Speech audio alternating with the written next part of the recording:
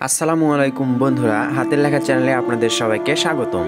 অনেক ছাত্রছাত্রী আছে যারা বাসায় অনেক বেশি পড়াশোনা করা এবং ক্লাসে প্রতিনিয়ত পড়া পারার পরেও পরীক্ষায় ভালো মার্কস পায় না। এর কারণ হলো তারা পরীক্ষায় আসা প্রশ্নের উত্তর পারলেও ঠিকমতো পরীক্ষার খাতায় লিখতে পারে না।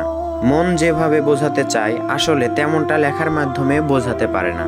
ছাত্র জীবনে পরীক্ষা খুবই মূল্যবান, তাই পরীক্ষায় লেখার সময় লেখা সুন্দর এবং দ্রুত করা খুবই জরুরি। আসল কথা হচ্ছে ছাত্র জীবনে ভালো রেজাল্ট করার জন্য আমাদেরকে শুধুমাত্র পড়াশোনাগুলোকে ব্রেইনে ইনপুট করলে হবে না, সেটাকে পরীক্ষার খাতায় আউটপুট করার বিষয়েও এক্সপার্ট হতে হবে। কারণ আমরা একটি বিষয়ে যতই জ্ঞান রাখি না কেন, সেটাকে যদি পরীক্ষার খাতায় ঠিকমতো লিখে আসতে না পারি তবে সেই জ্ঞানের পরীক্ষকের কাছে কোনোই মূল্য নেই।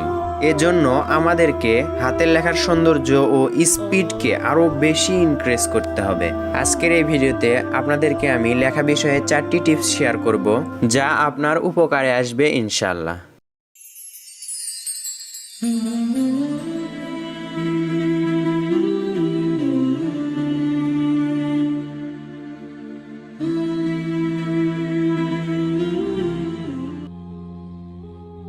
প্রথমত, লেখার জন্য শুধুমাত্র ওজনে হালকা কলম ব্যবহার করুন।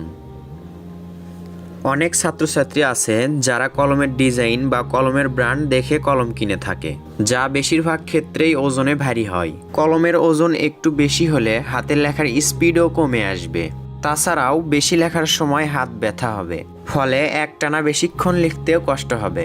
তাই কলম কেনার সময় আপনাকে ভাবতে হবে আপনি মোটা কলম কিনবেন নাকি চিকন কলম কিনবেন।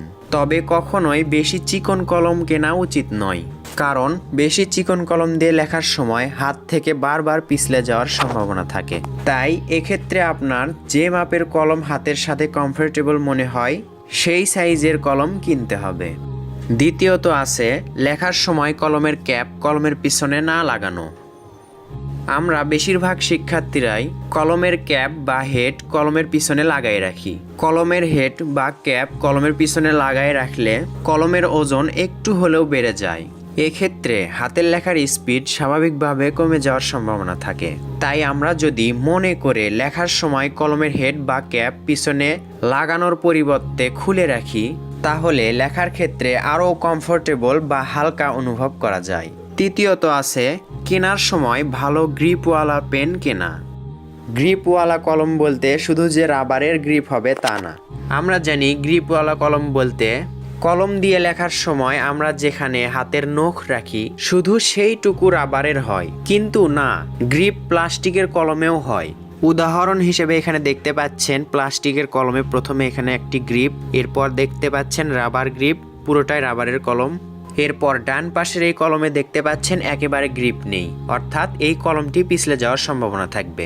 বাজারে সাধারণত 2 ধরনের কলম কিনতে পাওয়া যায়, একটি গ্রিপার আর অন্যটি নন গ্রিপার। তাই কেনার সময় অবশ্যই গ্রিপার পেন কেনা উচিত, কারণ পরীক্ষার খাতায় একটানা লেখার সময় স্বাভাবিকভাবেই আমাদের হাত ঘামতে শুরু করে, আর এই সময় কলমও পিচ্ছিল হয়ে হাতের লেখায় ব্যাঘাত ঘটায়, যার ফলে হাতের লেখার স্পিড কমে যাওয়ার পাশাপাশি হাতের লেখাও অসুন্দর হতে থাকে।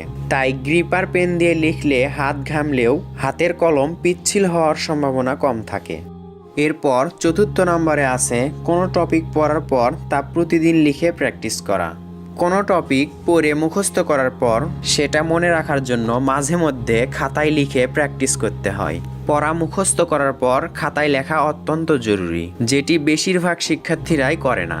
কিন্তু কোনো স্টুডেন্ট যদি নিয়মিত লিখে কোনো পড়া প্র্যাকটিস করে তবে তার সেই পড়াটি মনে থাকার পাশাপাশি হাতের লেখার স্পিডও স্বাভাবিকভাবে বৃদ্ধি পায়। তাছাড়াও নিয়মিত বেশি বেশি লিখলে হাতের লেখাও সুন্দর হয়, যেটি পরীক্ষায় বেশি মার্কস পেতেও সাহায্য করে।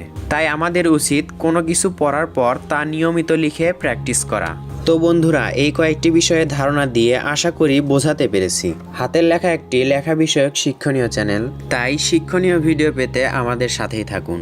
প্রয়োজনীয় ভিডিও পেতে কমেন্ট বক্সে কমেন্ট করে জানাবেন।